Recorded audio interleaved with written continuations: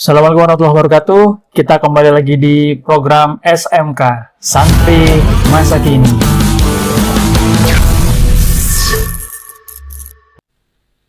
Bismillahirrahmanirrahim. Assalamualaikum warahmatullahi wabarakatuh. Alhamdulillah kita ketemu lagi dalam program SMK, Santri Masa Kini.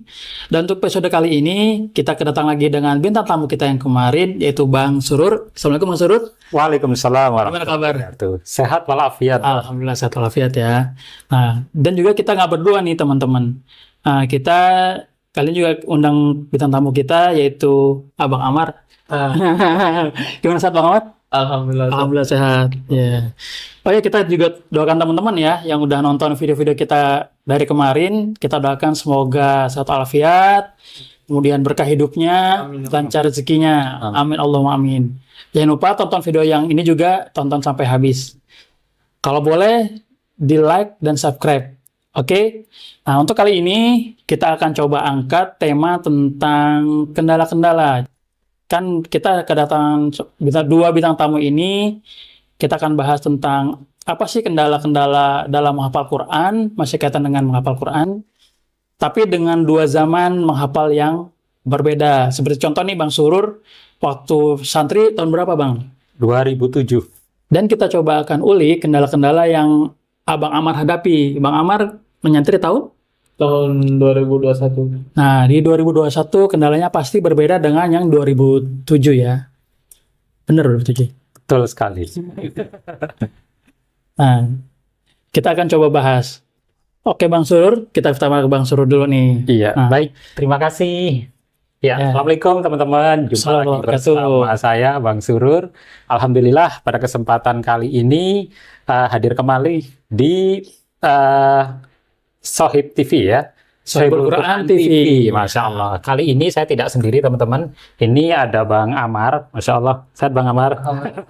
Iya, saya akan sedikit bercerita tentang bagaimana dulu saya mulai berkiprah menghafal ya. Tadi saya katakan di tahun 2007 itu resmi saya hadir di Jakarta. Kemudian serius menghafal itu kira-kira di tahun 2008. Nah, tentunya tantangan saat itu sangat-sangat luar biasa saya rasakan ya. Jadi saya bukan dari basic penghafal Quran dan orang tua kami juga di edisi sebelumnya kami sampaikan saya datang dari pedalaman di Lampung, datang ke ibu kota dengan segala dinamikanya, tapi saya tidak menyerah teman-teman. Walaupun saat itu menjadi tantangan yang sangat-sangat luar biasa. Bagaimana ketika menghafal Al-Quran itu semuanya harus kita pertaruhkan ya. Jadi saya harus mengawali menghafal murojaah dan juga mengajar di ibu kota DKI Jakarta. Jadi saat itu tantangan yang saya hadapi sangat-sangat berat sebenarnya ya. Karena saya belum punya perangkat yang mendukung, saya belum punya basic menghafal, dan juga kondisi di Jakarta memang sangat-sangat berbeda dengan di daerah, utamanya di Lampung. Iya. Tapi dengan berjalannya waktu, bismillah tawakkaltu 'ala Allah, saya niatkan semuanya harus saya jalani karena Allah Subhanahu wa taala. Jadi bermula kita biasa dari menulis, kemudian membaca, kita hafal per ayat, dapat satu surat, kemudian meningkat satu halaman, dan alhamdulillah pada tahapan-tahapan itu dapat saya lewati ya. Meskipun katakanlah di dalam menghafal ini boleh dikatakan sesuatu yang tidak saya suka, tapi saya ingat sekali dalam doa terbaik saya selalu memohon ya ridho dari Allah Subhanahu wa taala dan kebaikan buat kami. Nah, rupanya Allah tunjukkan ya dengan jalan menghafal Al-Quran, banyak hal-hal yang saya temukan, ketenangan dan juga karir hidup saya rupanya dimulai dari kiprah menghafal Al-Quran. Oh, jadi dari dapat ketenangan dan juga karir ya Bang? Karir. Oke. Ya, lanjut Bang. Ya, jadi saya menghafal kurang lebih 2 tahun ya. Di tahun 2008 saya mulai konsen menghafal. Nah, tepatnya di tahun 2010 saya hanya bisa mencapai 10 juz. Nah, 10 juz itu 2010 berapa juz tadi Bang? 10 juz. 10 juz. Jadi teman-teman. saya tempuh dalam Masya Allah. waktu 2 tahun, Bang. 2 tahun. Oh, Masya Allah. Iya, tentunya ini sangat-sangat di luar ekspektasi ya. Tadi saya banyak belajar dari teman-teman yang memang lebih sukses Bang sebenarnya. Ada teman-teman saya yang saya katakan di sini lebih sukses karena di target 2 tahun itu ada yang hafiz 30 juz. Dan ada juga memang yang sebelumnya karena sudah punya basic. Tapi saya benar-benar merangkak dari nol. Dari nol. Jadi ada istilah di level-level kalau di pesantren yang saya jalani itu. Jadi saya mengikut sami'na wa ta'na kepada seorang guru, apa arahan dari guru saya mengikut ya. Jadi tidak langsung tancap gas kita menghafal, karena ketika menghafal Quran itu tentunya ada tahapannya. Harus dari level terendah, menengah, ke atas, hingga kita pada level tertinggi yaitu tahfiz Al-Quran. Oh, jadi hafiz. Alhamdulillah. Masya Allah. Jadi apa yang menurut Bang Sururut itu jadi kendala waktu Abang mulai? Ya, di tahun 2008 ya. Jadi itu kiprah saya memulai menghafal. Nah, kemudian di bulan-bulan berikutnya, masih di tahun 2008 itu cukup menjadi tantangan ya. Karena teman-teman yang seangkatan dengan saya itu rata-rata mereka menghafalnya mudah. Nah, sementara saya sendiri saat itu menjadi kendala banget ketika menghafal, apalagi di pesantren saya itu harus melalui tahapan yang ketat ya. Kita tahsinnya harus benar dulu, kemudian dalam kesehariannya itu harus ada target Bang. Harus ada target 2 halaman yang harus disetorkan kepada seorang ustadz. Dan ini menjadi tantangan ya, tantangan buat saya. Mau nggak mau saya harus menyesuaikan, harus mengikuti ya program yang ditekankan di pesantren seperti itu. Kalau tantangan yang sangat berarti sebenarnya masalah keistiqomahan ya. Karena nanti di sini juga ada Bang Amar ya, kita bisa sedikit diskusi. Apakah mungkin kendala kita pada zaman saya dan juga di Bang Amar ini nanti akan sama menjadi kendalanya, yaitu pada tahapan murojaah ya. Maka saya berkeyakinan bahwa sebenarnya menghafal Al-Quran itu mudah ya, sesuai dengan ayat suci, ayat di dalam Al-Quran katakan walaqad yassarnal Qur'ana lidzikri falmi mudzakir. Tapi sekali lagi kita bukan masalah di menghafalnya, tetapi menjaganya atau murojaah tiap harinya. Itu yang menjadi catatan ya, catatan. Jadi seakan-akan kalau kita nambah hafalan itu beban. Beban nanti ketika kita diminta tasmi, diminta murojaah, dicek oleh ustadz. Nah, itu menjadi momok, menjadi beban tersendiri yang memang harus bisa kita atasi seperti itu. Kalau di zaman itu, mohon maaf, apa udah dalam tanda kutip kenal HP gitu Bang? Ya. Nah, ini ya, ini juga menjadi penting teman-teman. Jadi di tahun 2008 saya berkiprah dan saat itu saya belum punya HP ya. Jadi teman-teman juga yang punya HP itu pun bisa dihitung berapa orang, dan itu HP-nya masih sekelas Nokia teman-teman. Teman-teman Nokia tahu? Ya. Nah, untuk legend. Iya, yang mungkin masih punya Nokia, nah boleh ya nanti kita cek. Mudah-mudahan masih ada yang menyimpan Nokia untuk saat ini ya. Karena sekarang kondisinya tentunya sudah sangat maju, nah sudah kalah saing dengan produk-produk yang lainnya ya.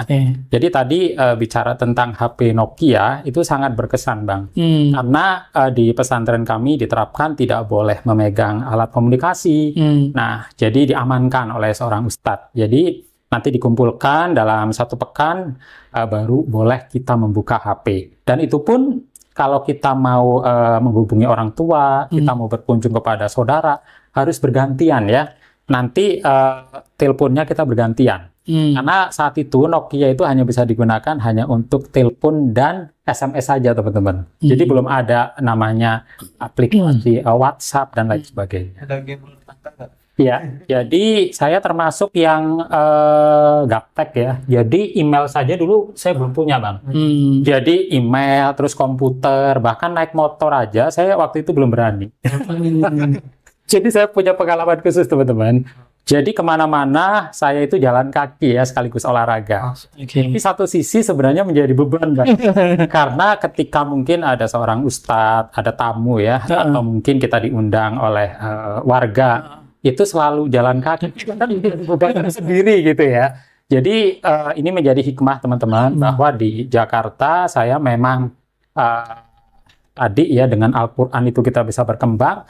Nah di dunia pesantren inilah saya terus belajar dan akhirnya mengenal ya apa yang namanya email, kemudian tadi keterampilan komputer, kemudian bisa mengendarai motor, itu semuanya itu saya alami di Jakarta. Oh gitu.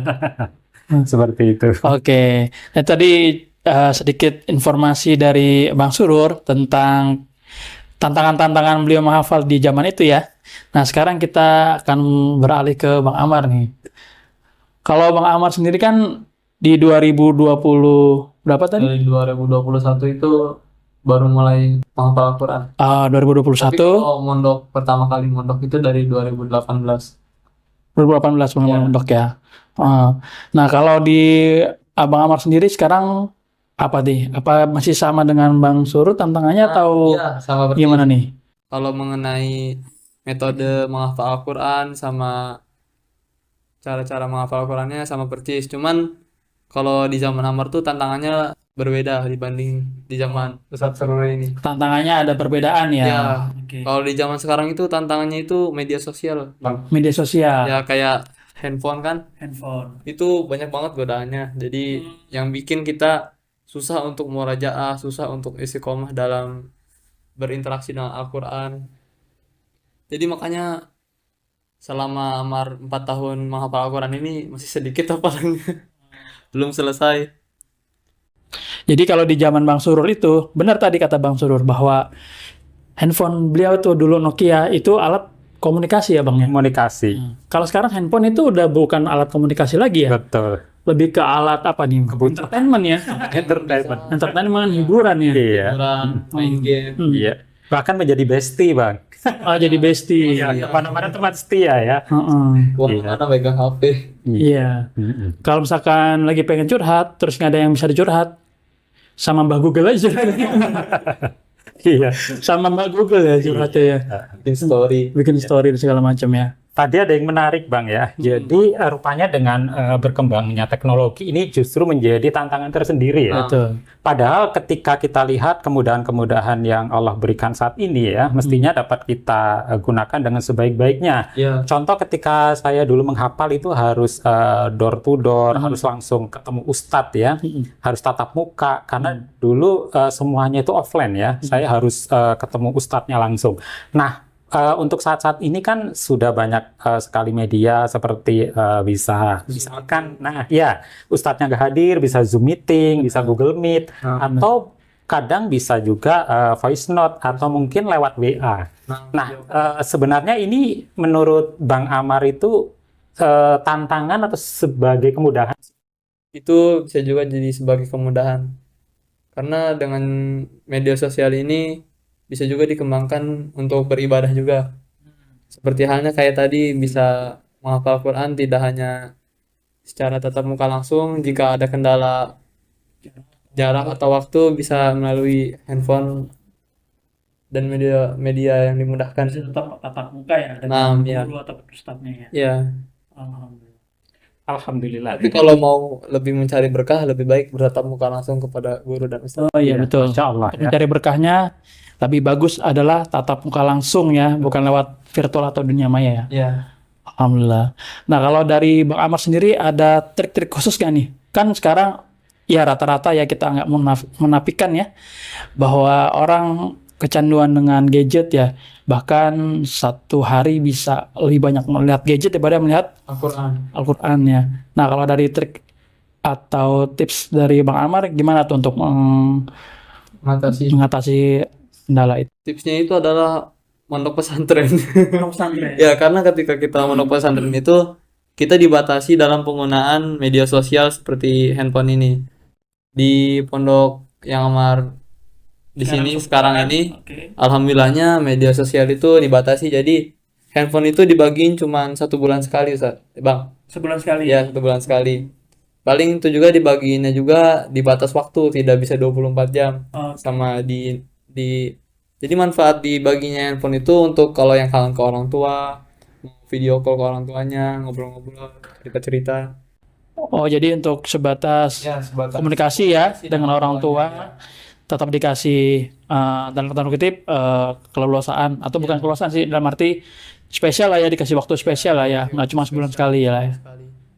Tapi kalau untuk entertain ataupun untuk yang permainan ataupun media sosial itu sangat sangat diminimalisir ya. Minimalisir sekali. Oke. Kecuali kalau udah libur semester kayak pulang ke rumah itu boleh.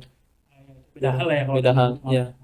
Jadi intinya kalau mau mudah dalam ngapalin Quran itu seberusaha mungkin kita harus bisa memanajemen waktu kita sendiri dengan Al-Quran kita. Jadi kalau mau ngapal Quran itu lebih baik HP itu ditaruh dulu, jangan di samping Al-Quran kita.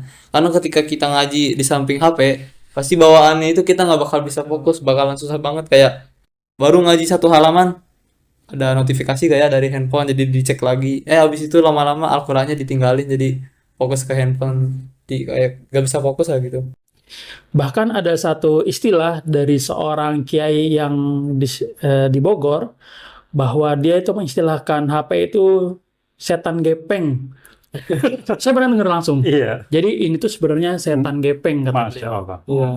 Jadi kalau setan kan yang kita tahu, Goib. iya, maksudnya yang di, Pada keburukan. iya, kita tahu kan bentuknya seperti pocong ataupun gondoruo ya. Iya. Ini tuh setan gepeng kata beliau nih. Benar juga sih. Ketika ada dia seperti punya dunia lain Ya, ataupun lupa dunia. Mm-mm. Sampai dengar azan itu gak sadar saking fokus ke HP itu, kita Benar, nggak dengar benar. suara azan. Mm-mm. Jadi sangat setuju memang kita itu diistilahkan setan gepeng, memang bentuknya gepeng dan melalaikan segala-gala ya.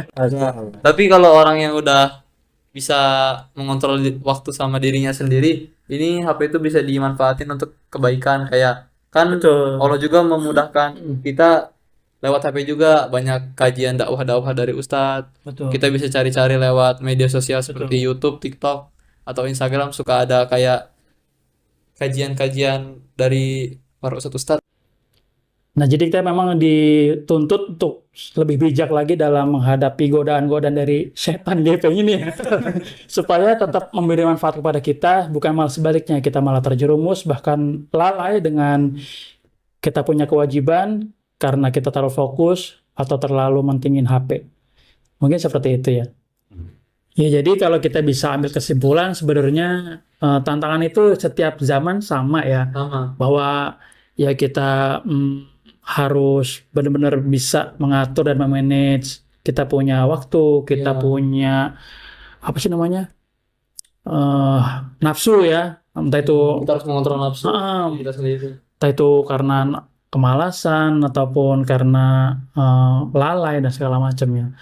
Cuman mungkin di zamannya Bang Surur kan nih, karena belum ada teknologi, Betul. jadi semua harus tatap muka, ya kan? Di sini lebih menjenuhkan sebenarnya, yang monoton. Nah, Monoton. maka saat itu teman-teman saya banyak yang nggak istiqomah ya, artinya menghafal baru di pertengahan jalan keluar. Ada juga yang memang sakit dan juga di pertengahan jalan ambil jalan pintas kuliah, bahkan ada yang menikah seperti itu.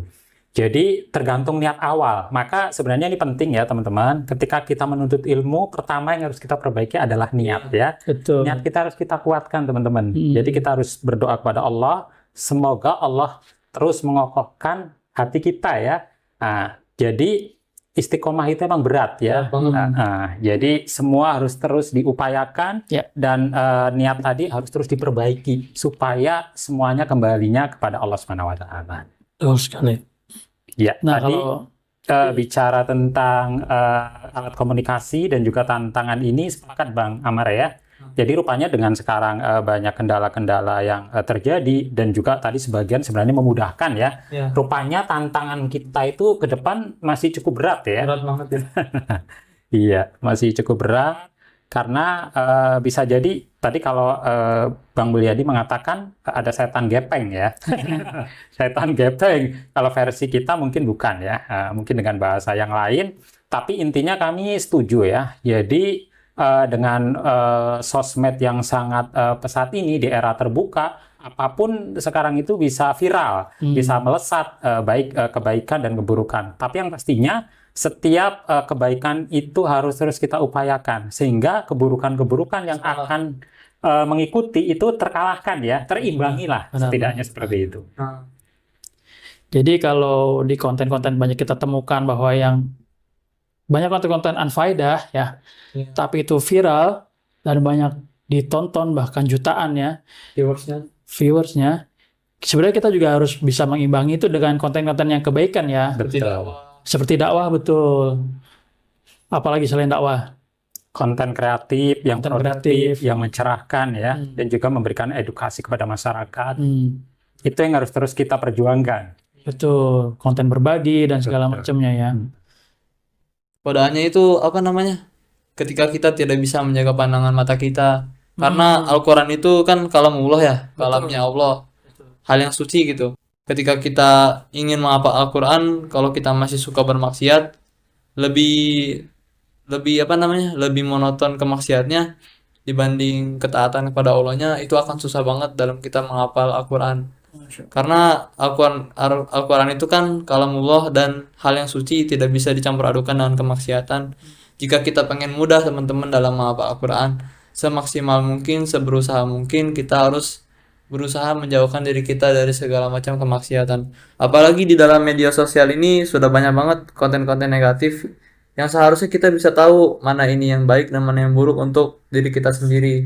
Apalagi kita penghafal Al-Quran dan kita juga sudah apa namanya, diamanahkan untuk bisa menjaga hafalan itu dengan murojaah, dengan istiqomah dalam murojaahnya gitu. Benar. Jadi intinya kalau mau mudah ngapalin Quran itu kita harus bisa jaga diri kita semaksimal mungkin untuk terus taat kepada Allah. Usahakan untuk jauh dari maksiat dan menjaga pandangan mata kita, menjaga kemaluan kita, menjaga diri kita agar senantiasa Allah mudahkan dalam menghafal Al-Quran. Allah mudahkan agar kita menjauhkan diri kita dari segala macam kemaksiatan yang ada di zaman yang modern sekarang ini. Masya Allah, itu tadi tips dan trik dari Bang Amar, juga motivasi untuk kita semua bahwa kita harus pintar-pintar untuk mawas diri dari yang namanya pandangan, dari yang namanya syahwat dan segala macamnya yang bisa ditemukan di dalam konten-konten yang kurang bermanfaat tadi. Nah, mungkin itu sekaligus menjadi penutup dari Abang Amar tadi, atau Abang Surya mungkin ada yang mau tambahkan, silakan. Ya, baik teman-teman yang dirahmati Allah Subhanahu wa taala. Ya, jadi saya berkesimpulan bahwa siapapun kita, ya Allah berikan kesempatan untuk mempelajari kitab suci Al-Quran, itu adalah suatu kemuliaan. Dan tadi sudah dibahas oleh Bang Amar dan juga oleh Bang Wahyu ya.